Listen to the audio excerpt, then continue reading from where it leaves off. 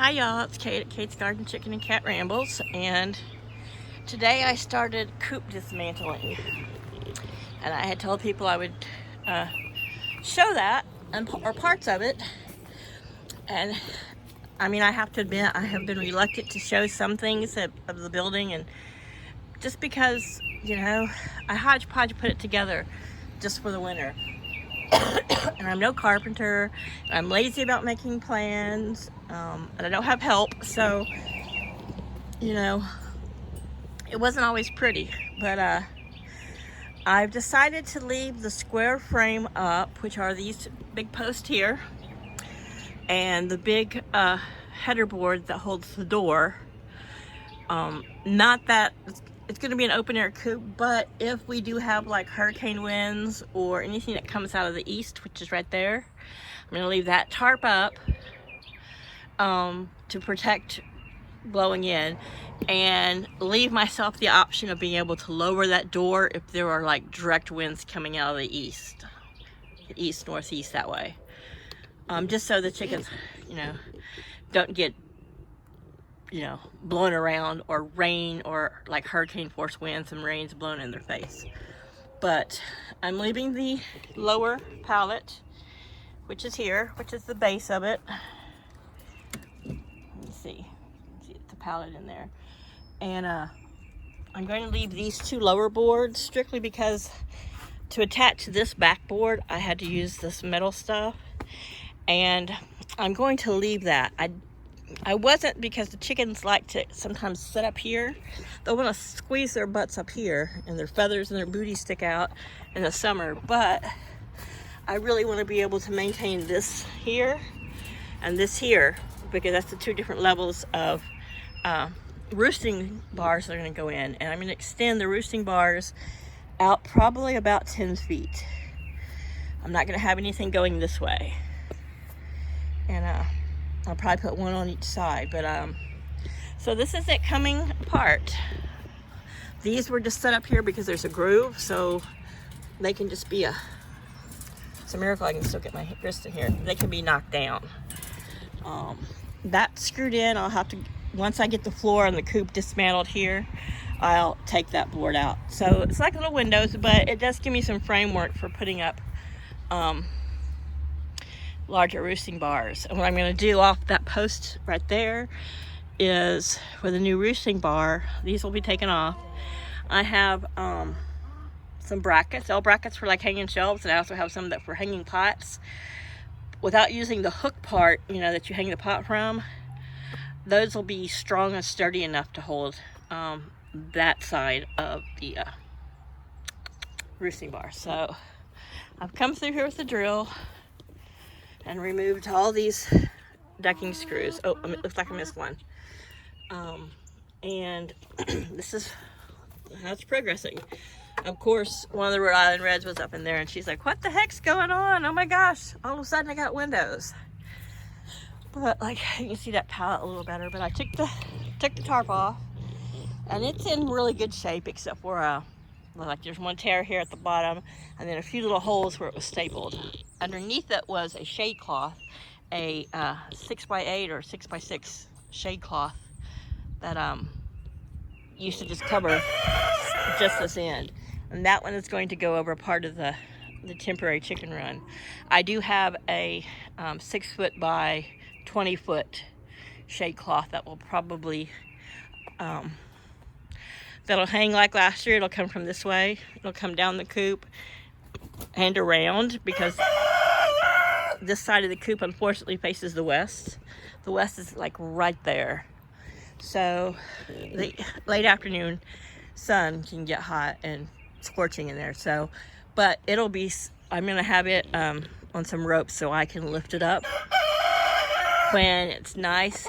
And then once the sun starts getting past this big tree, this tree blocks it till about, I think about 2, 3 in the afternoon, and then from like 3 to 6, 3 to 7, I'll drop the shade cloth down along this area. But I wrap it this way because coming out of the east, sometimes the morning sun, which now is, let me see what time it is. It is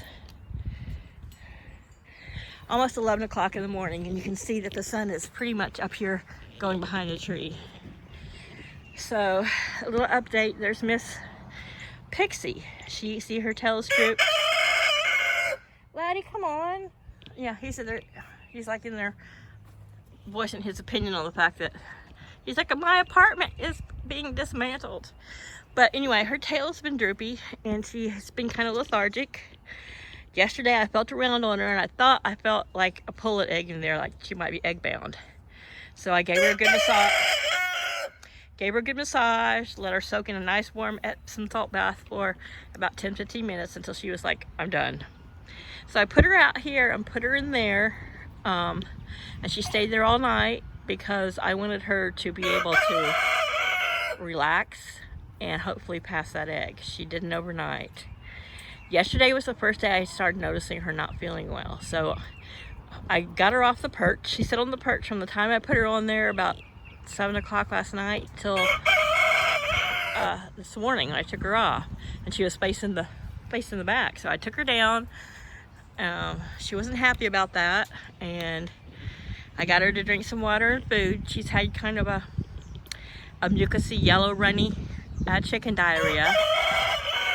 I know that's gross, but that can happen if she's got coccidiosis.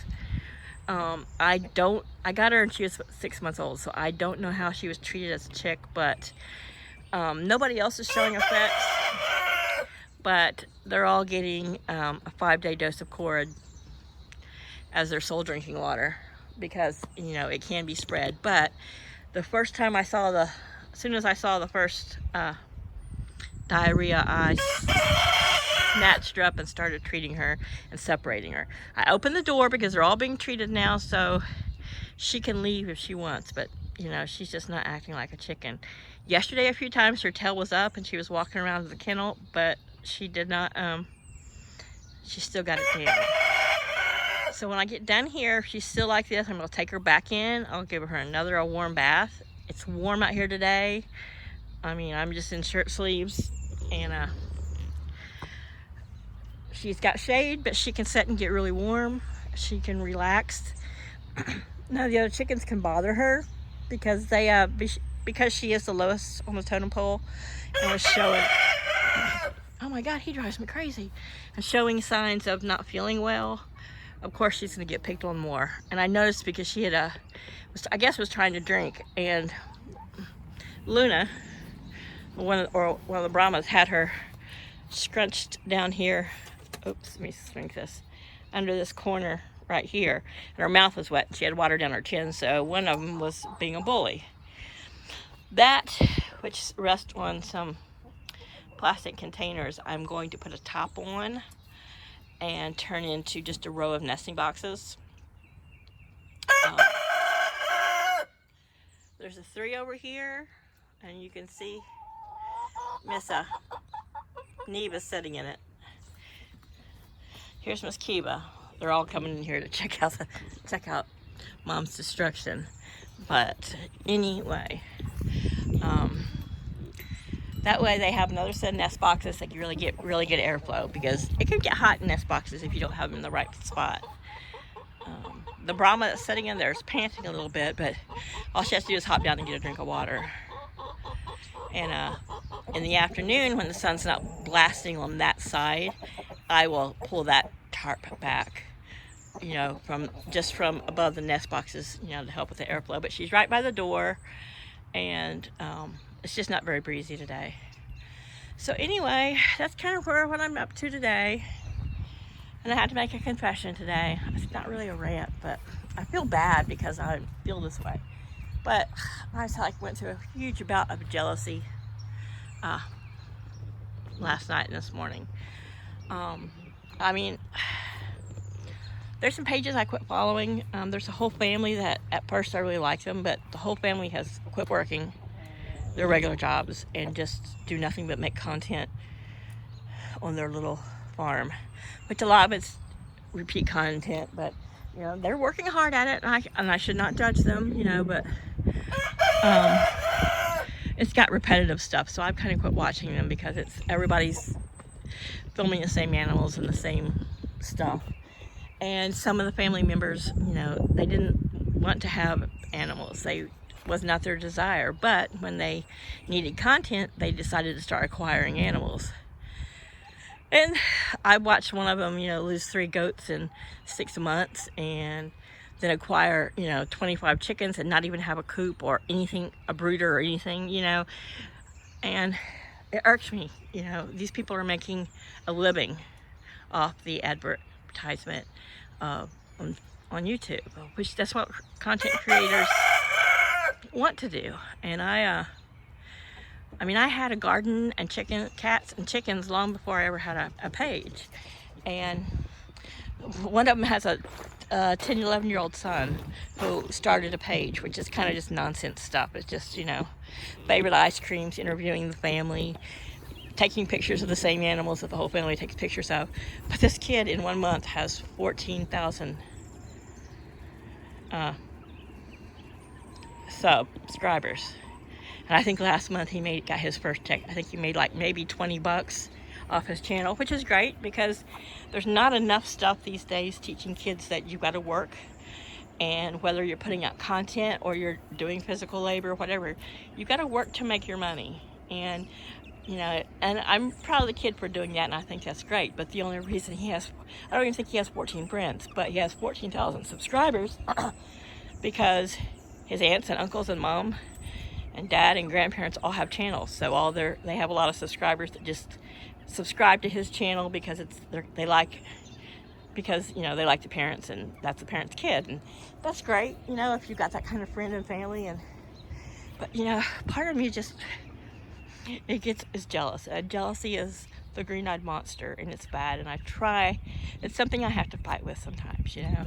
Yes, I would love to get to a point. I think you have to have at least 1,000 subscribers to be able to monetize, which means that advertisers can pop an ad up during your video.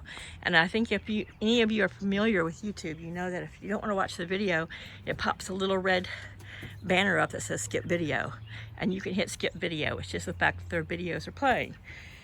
And I'm not doing this to make it a job, you know, where it supports me. But even if I just made $20 a month, that's a third or a half a bag of feed for the chickens. And you know, I'm single and I do this on my own. Oh, she's out and her tail's up. You know, it could be just because she's ticked off because Laddie's gone in because he thinks he needs to drink. Sorry, I'm changing subject. Squirrel. I quit taking ADD medicine, so I can be everywhere. So no, it's not Laddie, it's Luna. Luna, the bossy head hen. She's gone in and she wants to check out the little apartment. Like, how do you get your own place? You're the lowest on the pecking order. And to drink some of her water and to drink some of Pixie's food. Well, Pixie's food and water is the same as hers, but, you know, kind of like kids. What, you have something I don't? I'm gonna get out of the sun. It's blinding me. So anyway, here's Chaos, my poultry protection cat. I know, squirrel, but anyway. So, you know, I appreciate and thank all the subscribers that I do have. And if you know anyone else that likes a quirky, weird video, or to watch chicken videos or cat videos, or is curious about how my garden goes this summer, you know, share the video, ask them to subscribe. I would greatly appreciate it, you know.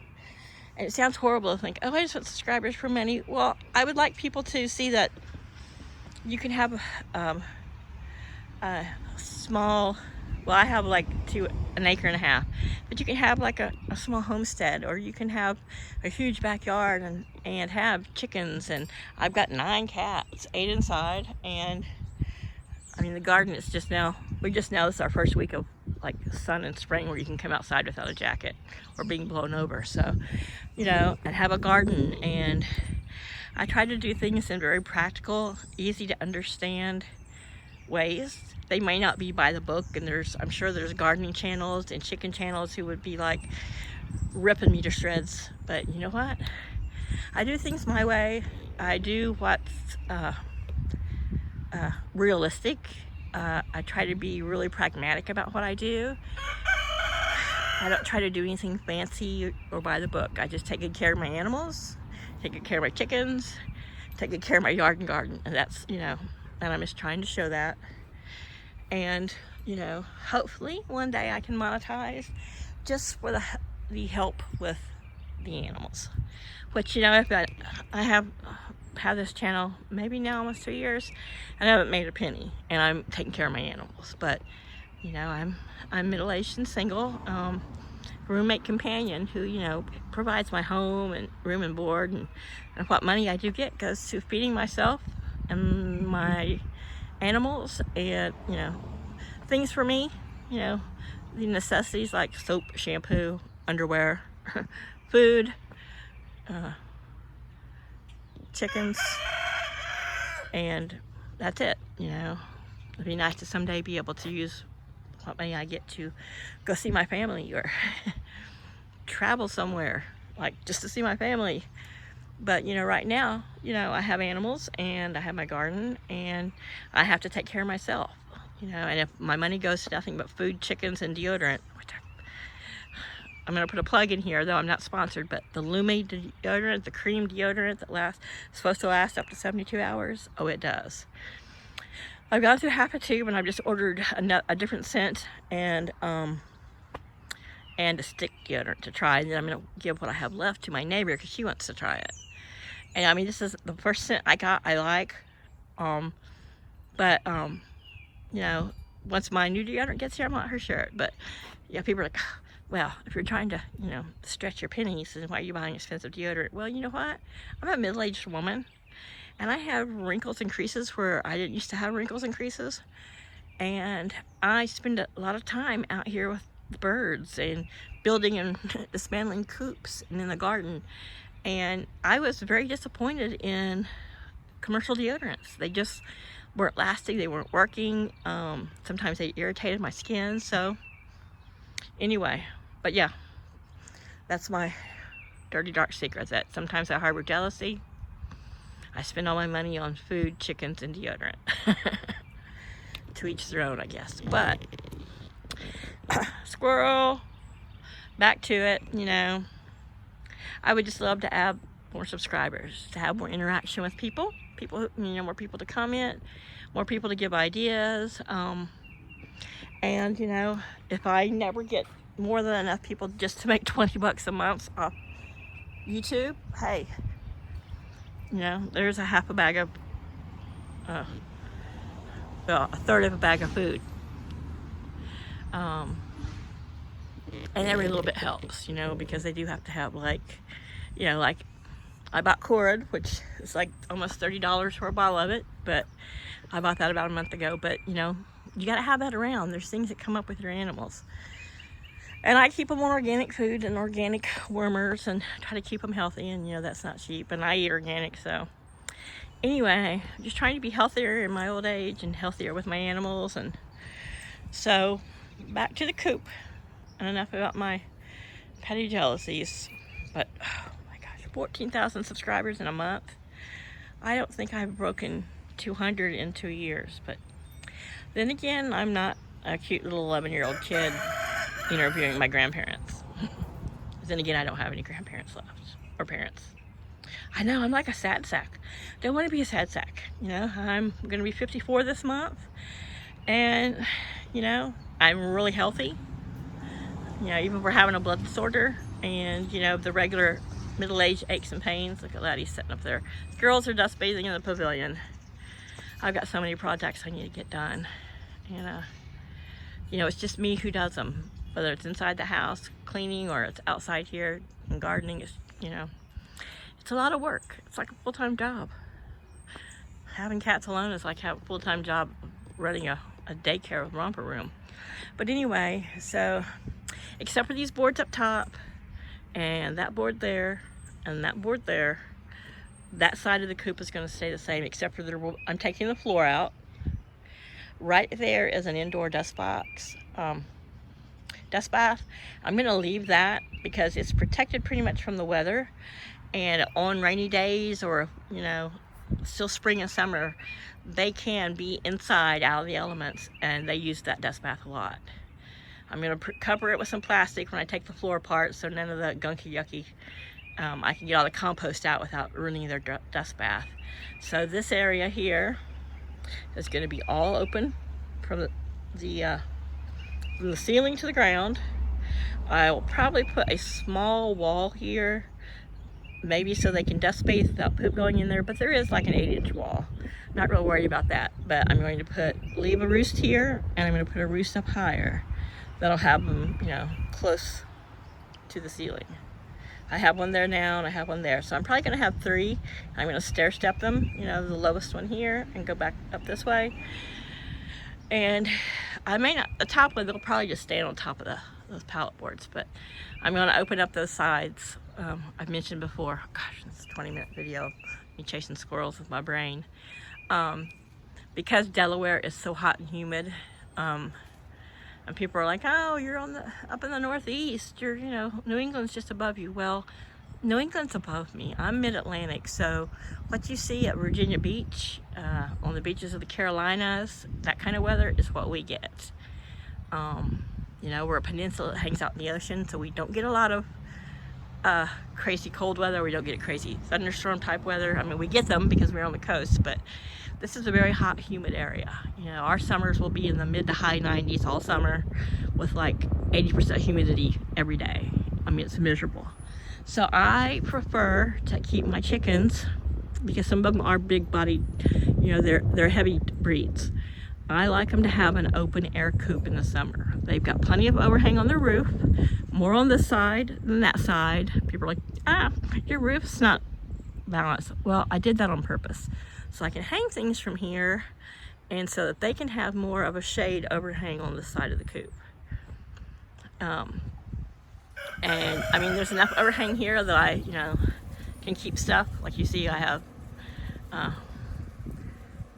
wood and tools and stuff, which I do plan to clean up. This plywood that's sitting here now, I just put it there to keep it dry, and for the winter when we were having, you know, some winds out of the west, it just helped to keep cold weather and snow from blowing into their coop.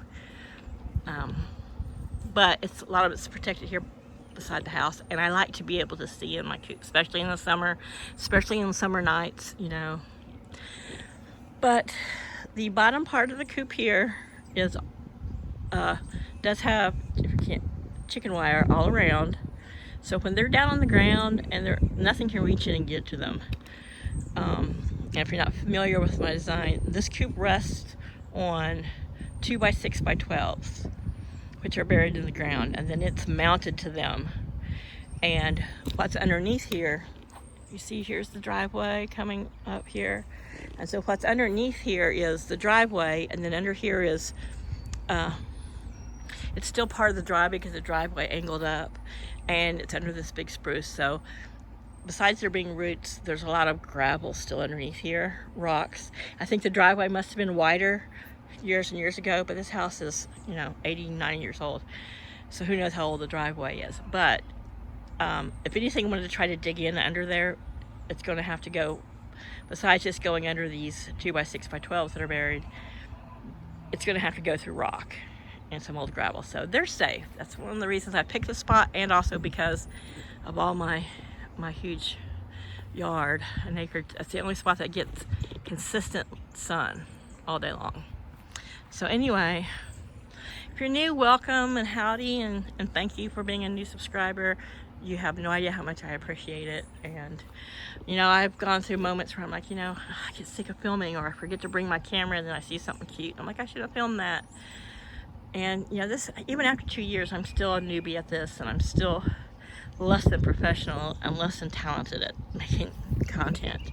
It's something I really struggle with, and I've thought so many times about just stopping it, just not bringing a camera out here, not interrupting the things I'm doing to film something. But then I'm like, you know what? At my age, I have to take breaks, so I'm gonna take a break like I'm doing now. I'll film stuff. Oh, Chaos, I thought you were having a nice little nap there. He has taken, now that the weather's warm, he's spending his days and nights, if you watch the past video, right there in front of my toolbox, right there on the edge of, whoops, so I get my hand up there, you can see it. Anyway, right there on the edge of that, he sleeps up there outside the coop. That's where he naps during the day when the sun's not there. That's where he's at all night. I came out last night to check on my Pixie, you know, because I knew she wasn't feeling well. And there she is. Looks like she's gone back into her coop, or that might be her sister. I took Marigold's dress off because I wanted her to get some air. And so I don't know where Pixie's laying here under the sun. Hey, leave her alone. Laddie, you know, she can't rest because Laddie wants to mate with her, but I think she's just still a little too young and she doesn't feel good. Laddie, leave her alone. She doesn't want any romance. So there's Marigold, and Pixie's gonna follow her back in here.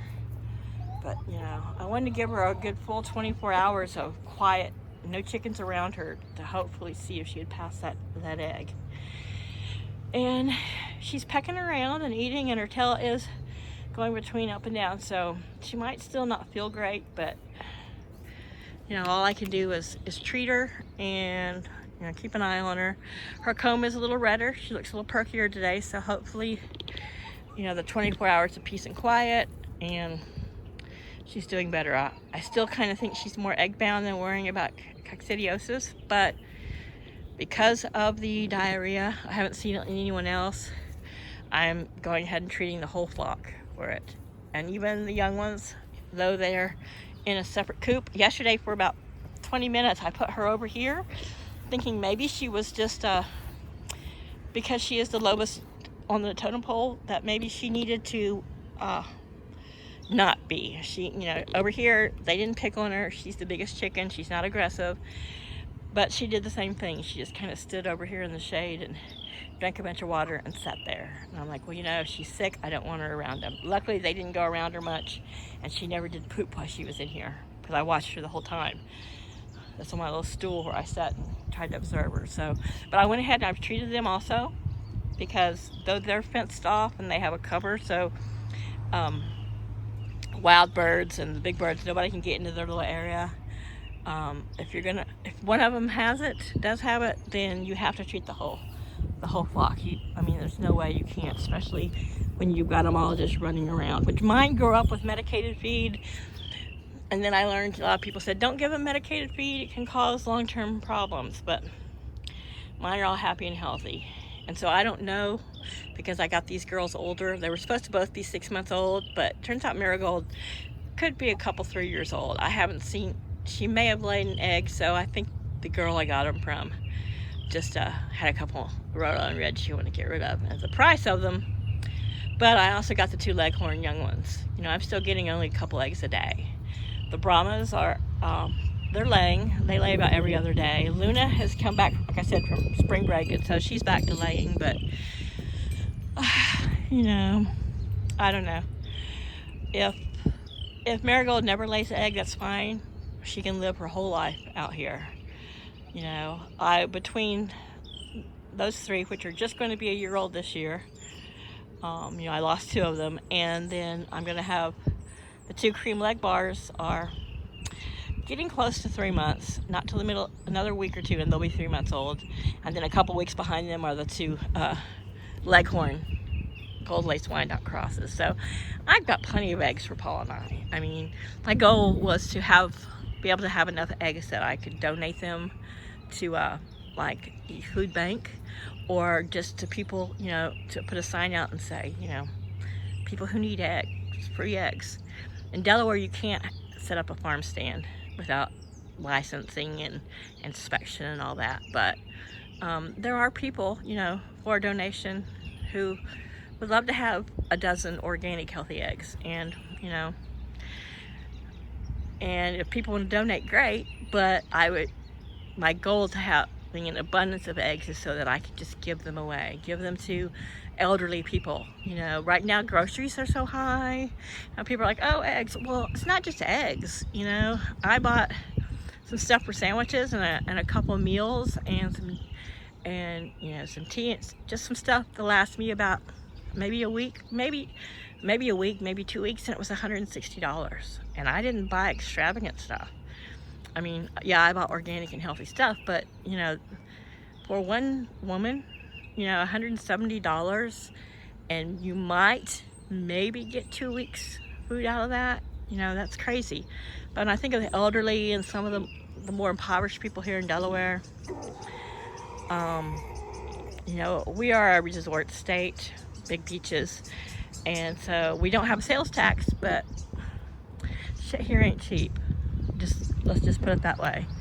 And if I'm feeling it, then I know people who are on, you know, more of a fixed income than I am are really feeling the crunch of groceries. So, you know, if it helps someone, you know, eggs are healthy, they're so good for you, and if it helps someone by getting a free dozen eggs or two from me a month, then wonderful. You know, that is my goal. So I may end up getting a few more chickens, so I can do that. I love them, I enjoy it. Yeah, it takes all my money to feed and raise them, but you know, I just want to try to give back a little bit that way. And I think this summer, you know, I've sent a lot of my extra garden food last year with Paul. You know, he works for the Air Force. He's retired Air Force, but he works as a civilian contractor now, doing the same thing he did when he was in the Air Force. But he has, you know, there's a lot of young airmen he works with, and some other young civilian contractors, and some newly married ones. And so last year I sent extra okra, extra zucchini, extra squash with him to work, because I know there's a lot of people in the Air Force and that he knows that just shopping, you know, the shopping at the BX is just not it's not cheap anymore either. And you know, I like to think that because in front of them was all these fresh organic cucumbers and zucchinis, that they were going, okay, I'm gonna take these home, I'm gonna make me something. And they're eating healthier and getting fresh vegetables that haven't been sprayed with sulfates and rubbed with oil at a grocery store to make them look pretty, you know. Anyway, so just my little way of helping. It's what I can do, you know. I can grow food and share it, and I can raise chickens and share the eggs, and you know, and I can talk to my phone to all you people out there, and it's cathartic. You know, I catch myself going a week and realize, except for saying hey to Paul and passing, you know, on his way to the bathroom or my way to the kitchen, and pass each other, I haven't spoken to a human all week. You know, I might have typed or texted, but I haven't spoken out loud. I mean, I talk out loud to my chickens and my cats and to my phone, you know, so it is cathartic, and I love that you guys, you know, do follow and watch, and I thank you. I really do, from the bottom of my heart. And please share the videos, you know, help me build my subscribers, add more of you. I'll keep making content if you want to see it. You know, once I hit 1,000 subscribers, I'll start doing lives with me and the chickens. I'll put myself on camera more, though that's really hard for me, you know, just to, you know, and you know, I think I made a video, Paul teases me about it, where one of my pet peeves is people who, half of their video is spent showing all the free stuff that gets sent to them by their subscribers, which is great that they have people who love them and want to contribute and help them, you know, and send them stuff and feed. That's great. That's wonderful for them. And if that ever happens, I would, you know, which I don't see it happening with me. I don't know. I don't put myself out there as being needy. Yeah, I need subscribers, and I would like to be able to monetize this channel just so that, you know, if I can make 50 bucks a month, that would be awesome, and just helping to feed my animals. But if it doesn't happen, they're still going to get fed and loved, and, you know, I'll keep on going. But anyway, maybe I'll add to this once I get everything tore down. I don't know if I'm going to get the floor out today. I brought a mask, and I've got the tools, and right now while it's in shade, and before summer gets any hotter, I need to get it out. This morning I just woke up, and that was my goal. I'm like, you know what? I'm going to start getting that tore down. It's going to be hard for me doing the floor and some of it by myself, because I am only 5'7", and it's 5 by 5. But, you know, I'll get the Sawzall out and sledgehammer if I have to, and I'll break it apart. But the floor is just rusting on boards, so I should be able to, you know, clean it out and get it out, you know. Sometimes I think I should have did this configuration in the 10 by 10, so I would have a little bit more elbow room, like with my shovels and my rakes in there. But, you know, I liked the idea of the 5 by 15 so that I could put a coop towards the back here where it was always in the shade, so they could always have a place to get in the shade. And then they had kind of a longer area to run around and eat and not have everything just confined in a square. And Paul keeps talking about getting another one of these, and if we do, I don't know. I think this whole thing, this whole 5 by 15, by the time all the chickens are integrated, it will be nothing but a coop. And except for the little corner, you know, it'll be coop and nest boxes, 5 by 15 area of coop and nest boxes. And that's a pretty good sized coop for 10 chickens. Well, I have 11 chickens, but only 9 of them lay, so we'll see. And if I want to add more, it'll be room for more. And so I'll try to get this tore down. And this week I'm also going to try to get I have another one of those 2 by 8 by 12 posts that I'm going to bury and try to get the hawk net up. And just got a lot of projects. And I'll try. I'm not really good at setting up the camera and making sure I stay on camera. And once I get hyper focused on doing something, I can't stop. And you know, and I don't particularly like videos where I know people have stopped and set the camera up just so they could drive their side by side past it, or so they could film themselves walking, carrying something. You know, I'd rather just show it in stages.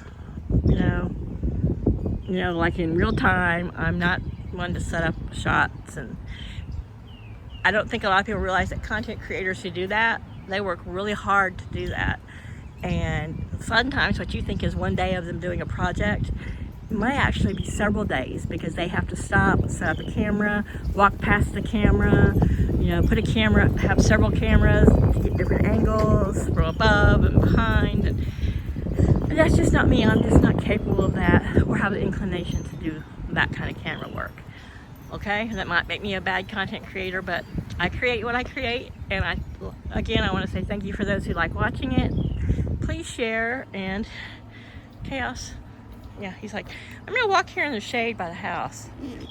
He's old. I think his sight and his hearing is not as good as it used to be, but he stays out here by my side, and he hangs around the chickens all day. He's a good poultry protection cat if it is strictly just his presence. You know, if predators see just the presence of this black cat, and he's good at giving them a glare. He can give you a dirty look, and when he smiles at you, he shows his fangs, as you might have seen in some pictures. So he's a good boy, and he patrols. So, you know, we're in good hands. We're in good hands. We might get a dog one day, but right now, you're all I need, mister. Thank you guys. I may add a clip or a photo to the end of this when I get more of this taken down and more of this plywood moved, because it defeats the purpose of having open air if you got stuff leaned up against it and piled around it, correct? All right, I'm going to get back to work. Thanks, guys. Love you. Have a great week. I hope your spring is in bloom and turning green, and you're safe from storms. All right, take care. Bye for now.